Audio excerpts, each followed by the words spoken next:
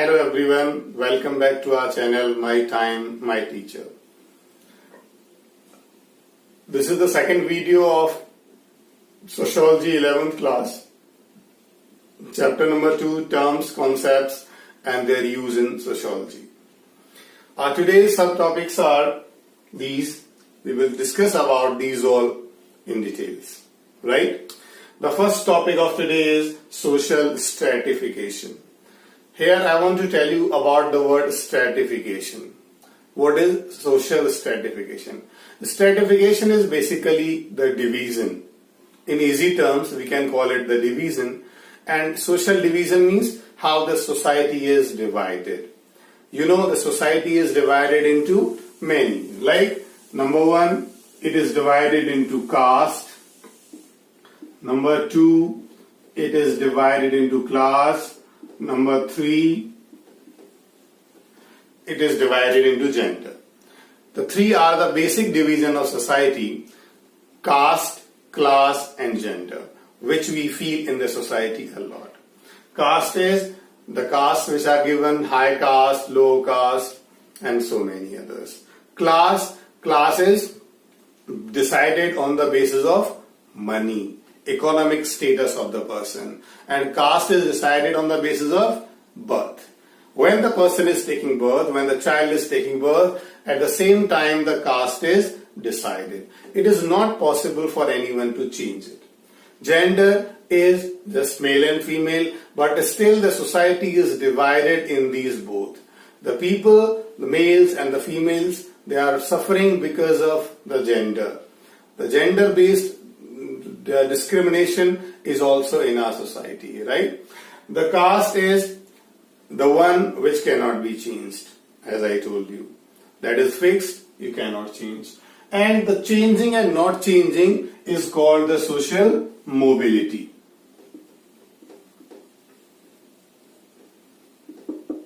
Is of two types. One is open system, one is closed system.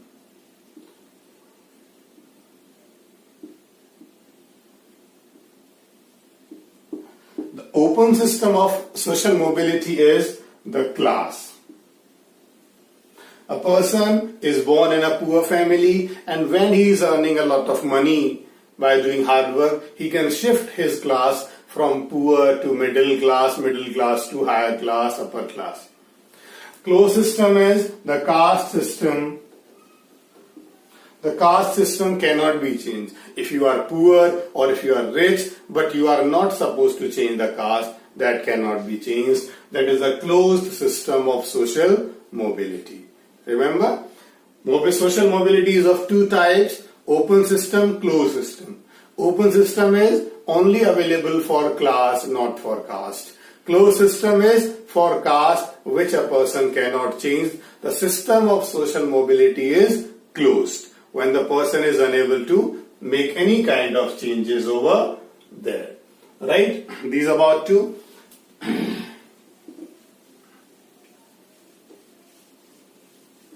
Now the next is Varna system. Varnas are of four types: 1, 2, 3, 4. First of all, Brahmin,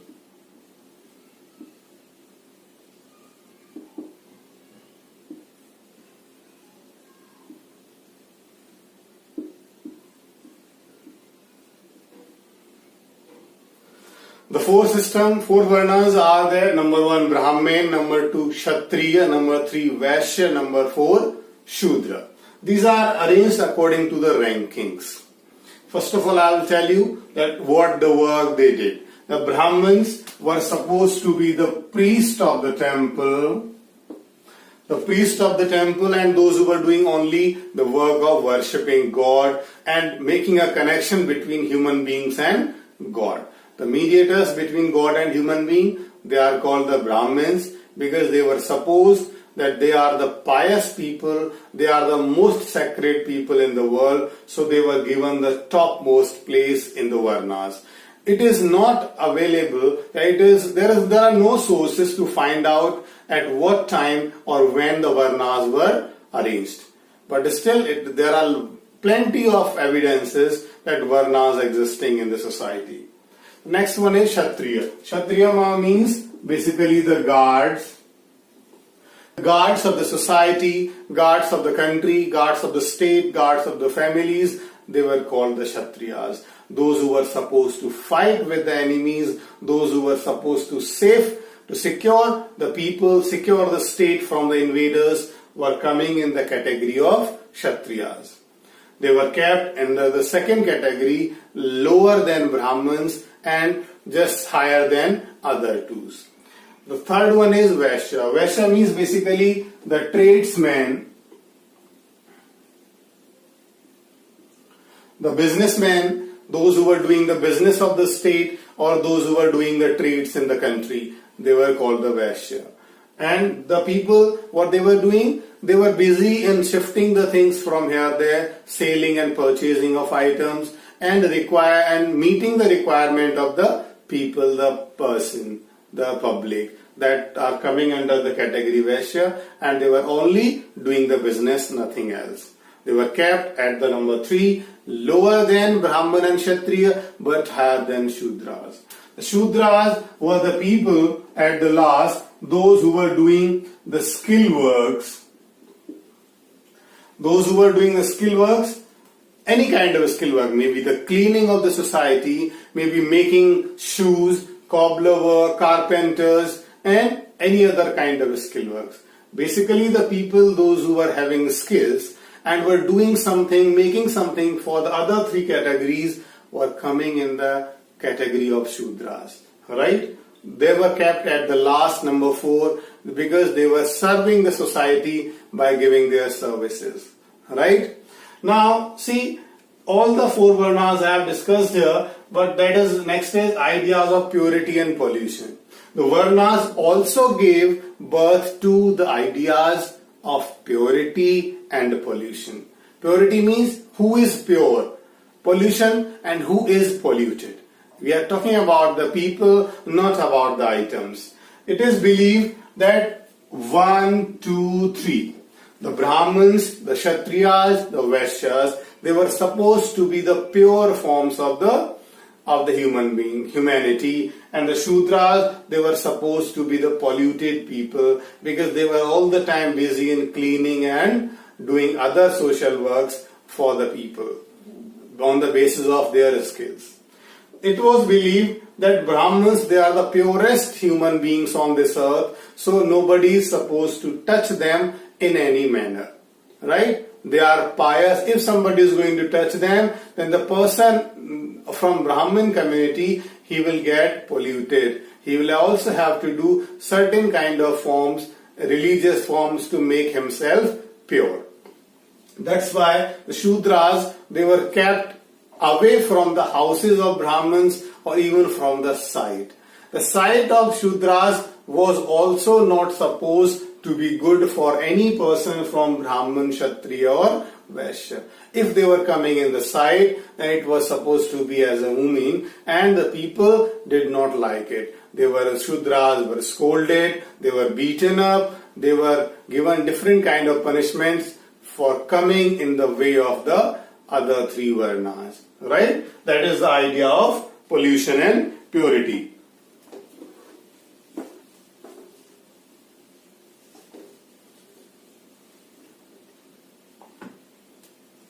Our next topic is Sanskritization.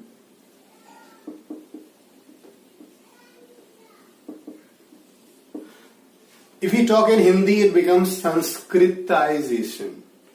Very easy. Abzation को भूल जाओ, संस्कृति याद रखो. Sanskriti. What is Sanskriti? Sanskriti means the people, those who are having Sanskriti, if they are followed by the people, those who do not have any kind of Sanskriti, is called Sanskritization. Easy language mein, if we talk about the lower caste people,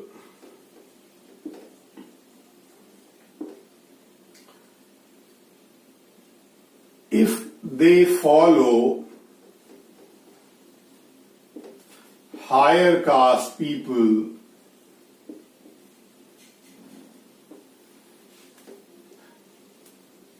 the lower caste people, when they follow the people of higher caste, this process is called Sanskritization. See, the people of lower caste, obviously they are poor. Higher caste, obviously they are rich. They are not respected, less respected, or we can call it the lower caste people. The people of higher caste, they are much respected.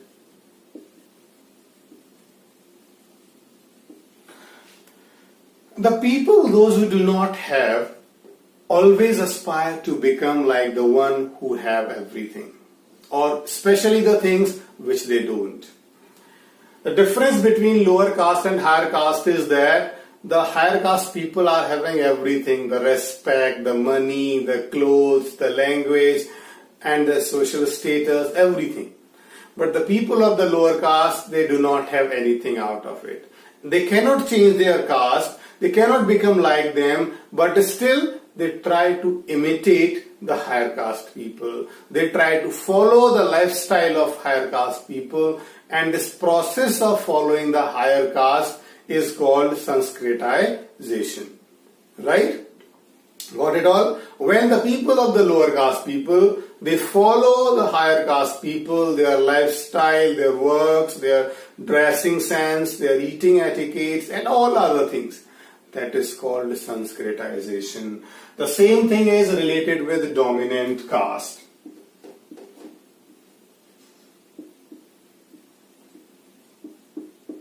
Dominant caste, as the word suggests, dominant. So, the lower caste cannot be the dominant caste in the society because they are not rich, they are not powerful, right?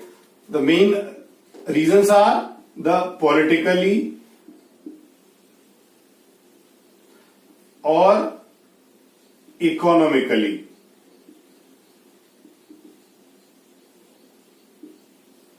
Powerful.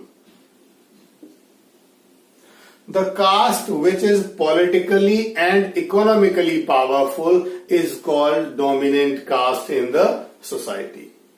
The people, those who are politically rich, politically powerful means they have approach, they can do whatever they like in the society. Or economically means they have lots of money, they can spend the money on any matters. Both the issues, both the points make the caste dominant caste. They start dominating the poor people, they start dominating the lower caste people, and that is the reason which makes them the dominant caste in the society. Clear? Now we are coming to the next topic.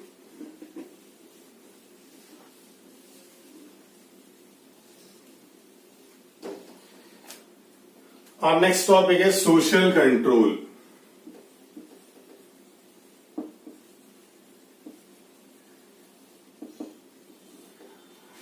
See, social control, what is that? You may have seen police outside. What is the police? The judiciary, the judges, the courts, why they have settled in the country. We can work out without them, we can live without them also. If we are controlling ourselves, then we can live without police, without the court. Is it possible? No. We are controlling ourselves because we know somehow that there is police which is going to arrest us. There is a court in the country who is going to punish us for something which wrong we have done. The same, that is, the police and the court, they are working at the level of government. Formally they are working.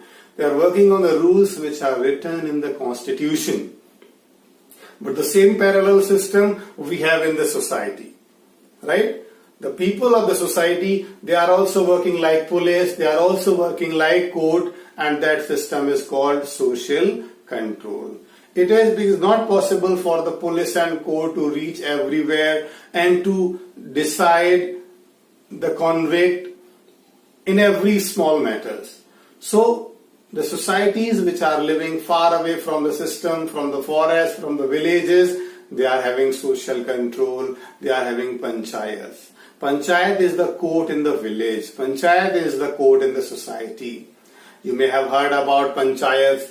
Khap Panchayat, especially those who are giving punishment to the people, those who are doing something wrong in the society.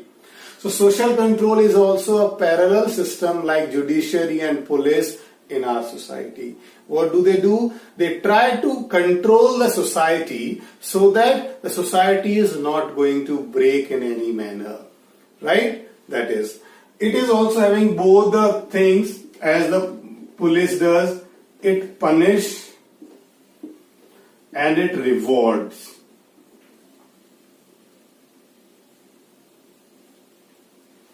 The social control, the panchayat also has both the kind of things, punishes and rewards. If somebody is doing something wrong in the society, then panchayat or the society punishes the person for doing something wrong. Right? If something is doing right thing, something is doing something good for the society, then at the same time the society rewards that person for doing good things.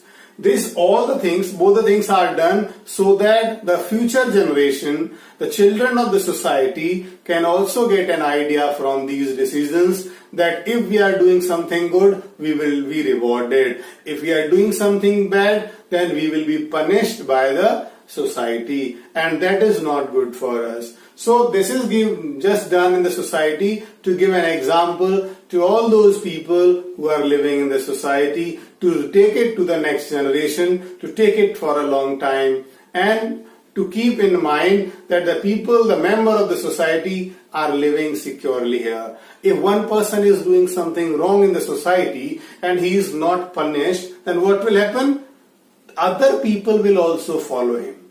And like this, the whole society will be disturbed. When the other people will follow, it will be very difficult for the people to run the society. Because everyone will go that I will also do wrong and nothing will happen. That's why the punishment is necessary. It is given here for the people. Right? See, customs and laws. The next topic.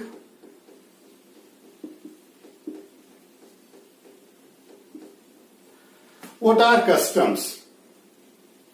Customs are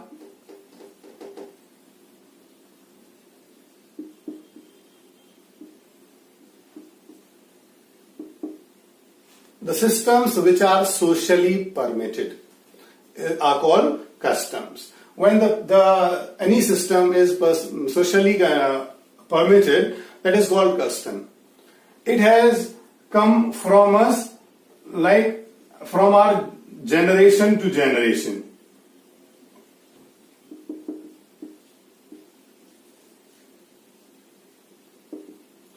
It comes from generation to generation, or we can call it hereditary.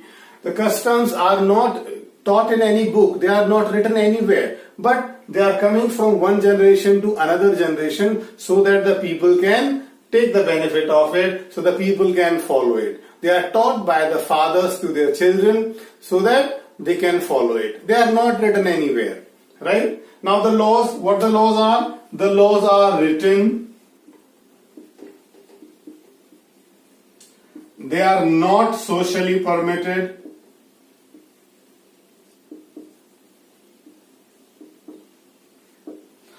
The laws. The government has made the laws, the constitution is having the laws, but they are not socially permitted. The laws, the police, the court, they do not worry about the society. They have just written laws and they are deciding the punishments on the basis of those laws, without worrying about the human feelings, without looking into the situation much more. They are depending on the evidence and doing it all. But it does not have in the customs, it does not have in the society. Right?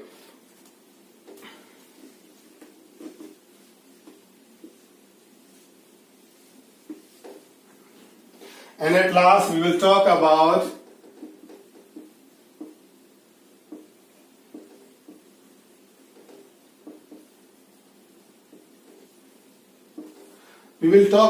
factors of social change, how the society changes. There are two types of factors.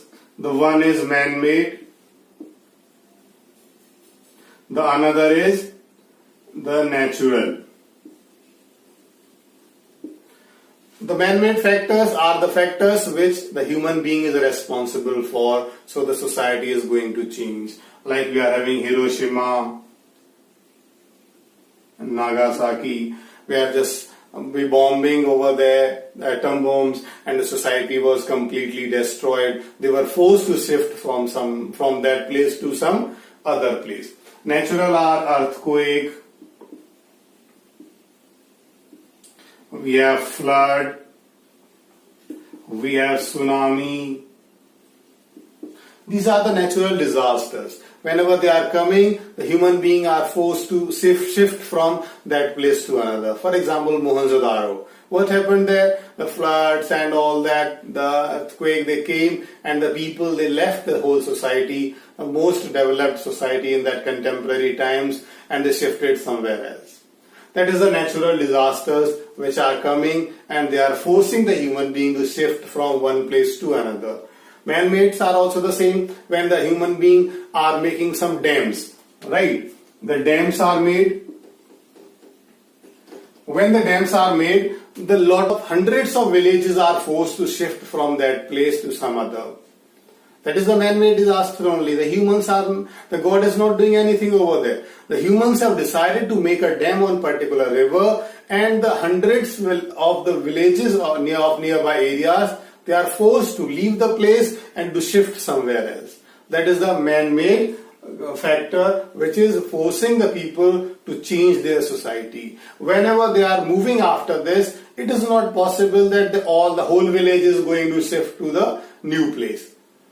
If the village is having 50 families, then all the 50 families will not go to one place only. They will go to different places. So the new society will take a place when they will shift, and the old society which we had of 50 families, that has been abolished. Nothing is left in the society because that has shifted, that has changed because of man-made factors, right? So student, this is the end of the second chapter. Hope you would like it, right?